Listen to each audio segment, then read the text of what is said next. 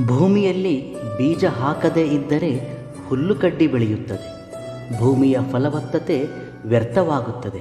ಹಾಗೆ ಮನುಷ್ಯರು ಒಳ್ಳೆಯ ಆಲೋಚನೆಗಳಿಗೆ ಸ್ಥಳ ಕೊಡದಿದ್ದರೆ ಕೆಟ್ಟ ಆಲೋಚನೆಗಳು ಇಮ್ಮಡಿಗೊಳ್ಳುತ್ತವೆ. ಇದರಿಂದ ಜೀವನ ತಪ್ಪು ದಾರಿಯಲ್ಲಿ ಹೋಗುತ್ತದೆ. ಕತ್ತಲೆಯನ್ನು ಬೈದುಕೊಳ್ಳುತ್ತಾ ಕುಳಿತುಕೊಳ್ಳುವುದಕ್ಕಿಂತ ಒಂದು ದೀಪವನ್ನು ಹಚ್ಚುವ ಪ್ರಯತ್ನ ಮಾಡುವುದು ಒಳ್ಳೆಯದು ಅಲ್ವಾ? ಜೀವನದಲ್ಲಿ ಪ್ರಯತ್ನಿಸಿ ವಿಫಲನಾದರೆ ಯಾವ ರೀತಿಯ ಅವಮಾನಕ್ಕೆ ಒಳಗಾಗಬೇಡ. ಏಕೆಂದರೆ ಯಾವತ್ತೂ ವಿಫಲವಾಗದೇ ಇರುವವರು ಯಾವತ್ತೂ ಪ್ರಯತ್ನಿಸಿಯೇ ಇಲ್ಲವೆಂದು ಅರ್ಥ.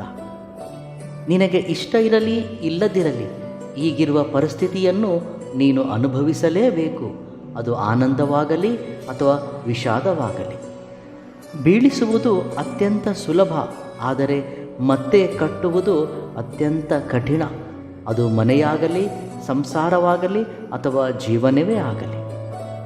ನಿನಗೆ ಗೌರವ ಸಿಗದಿರುವ ಜಾಗಕ್ಕೆ ಮತ್ತೆಂದೂ ಆ ಕಡೆ ಹೋಗಬೇಡ. ಮನುಷ್ಯನಿಗೆ ಎಲ್ಲದಕ್ಕಿಂತ ಆತ್ಮಗೌರವ ತುಂಬ ಮುಖ್ಯ. ನಿಮ್ಮನ್ನು ನಂಬಿದವರಿಗೆ ಯಾವತ್ತೂ ಸುಳ್ಳು ಹೇಳಬೇಡ. ಏಕೆಂದರೆ ನೀವು ಏನೇ ಹೇಳಿದರೂ ಅದು ನಿಜವೆಂದು ನಂಬುವವರು. ಆದ್ದರಿಂದ ಇತರರ ಕಷ್ಟಗಳನ್ನು ತೀರಿಸುವ ಸಾಮರ್ಥ್ಯ ನಿನ್ನಲ್ಲಿ ಇಲ್ಲದಿದ್ದರೂ ಇತರರಿಗೆ ಧೈರ್ಯ ಹೇಳುವ ಮನಸ್ಸು ನಿನ್ನಲ್ಲಿ ಇದ್ದರೆ ಸಾಕು. ಕಷ್ಟದಲ್ಲಿದ್ದವರಿಗೆ ನಿನ್ನ ಧೈರ್ಯದ ಮಾತುಗಳು ಅವರ ಜೀವನ ಮುಂದೆ ಸಾಗುವ ಹಾಗೆ ಮಾಡುತ್ತೆ. ಪ್ರಯತ್ನಿಸದೆ ಸಣ್ಣ ಗೆಲುವು ಕೂಡ ಸಾಧ್ಯವಾಗುವುದಿಲ್ಲ. ಅದೇ ದೃಢವಾಗಿ ಪ್ರಯತ್ನಿಸಿದರೆ ಗೆಲುವು ಯಾವತ್ತೂ ಅಸಾಧ್ಯವಲ್ಲ. ಸಹನೆ ಇಲ್ಲದವನು ಯಾವತ್ತೂ ಯಶಸ್ವಿಯಾಗಲಾರ. ಅವಸರ ಇದ್ದರೂ ಇಲ್ಲದಿದ್ದರೂ ಯಾವಾಗಲೂ ಒಂದೇ ರೀತಿ ಇರಲು ಪ್ರಯತ್ನಿಸು. ನಟನೆಯಿಂದ ಕೂಡಿದ ಬಾಂಧವ್ಯಗಳು ಶಾಶ್ವತವಲ್ಲ. ನೊಂದ ಜೀವಕ್ಕೆ ಧೈರ್ಯ, ನಂಬಿಕೆ ಮತ್ತು ದೇವರು ಇವುಗಳು ಮಾತ್ರ ಶಕ್ತಿ ಕೊಡುವುದಕ್ಕೆ ಸಾಧ್ಯ. ಅದೆಷ್ಟೇ ಕಷ್ಟವಿರಲಿ, ಧೈರ್ಯ ಮತ್ತು ದೈವಭಕ್ತಿಯಲ್ಲಿ ನಂಬಿಕೆ ಇದ್ದರೆ ಖಂಡಿತವಾಗಿಯೂ ದಡ ಸೇರಬಹುದು. ಅದೃಷ್ಟ ಇರುವವರಿಗೆ ಯಶಸ್ಸು ಸ್ವಲ್ಪ ಬೇಗನೆ ದೊರೆಯುತ್ತದೆ. ಆದರೆ ಕಷ್ಟಪಡುವವನಿಗೆ ಸ್ವಲ್ಪ ತಡವಾಗಬಹುದು. ಹಸುವಿಗೆ ಹುಲ್ಲು ಸಿಗುವಷ್ಟು ಸುಲಭವಾಗಿ ಹುಲಿಗೆ ಬೇಟೆ ಸಿಗುವುದಿಲ್ಲ.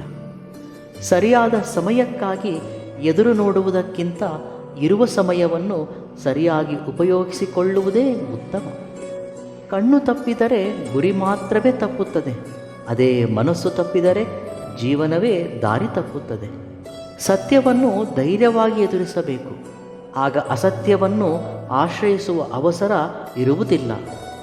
ಒರೆಸಿಕೊಂಡರೆ ಕಣ್ಣೀರು ಅಳಸಿ ಹೋಗಬಹುದೇನೋ, ಆದರೆ ಆ ಕಣ್ಣೀರಿಗೆ ಕಾರಣವಾದ ನೆನಪುಗಳು ಮಾತ್ರ ಯಾವತ್ತೂ ಅಳಸಿ ಹೋಗುವುದಿಲ್ಲ. ಹಿಂಸೆ ಅಂದರೆ ಶಾರೀರಿಕವಾಗಿ ದಂಡಿಸುವುದೊಂದೇ ಅಲ್ಲ, ಮಾತಿನಿಂದ ನೋವುಪಡಿಸುವುದು ಕೂಡ ಹಿಂಸೆ ಅನಿಸಿಕೊಳ್ಳುತ್ತದೆ.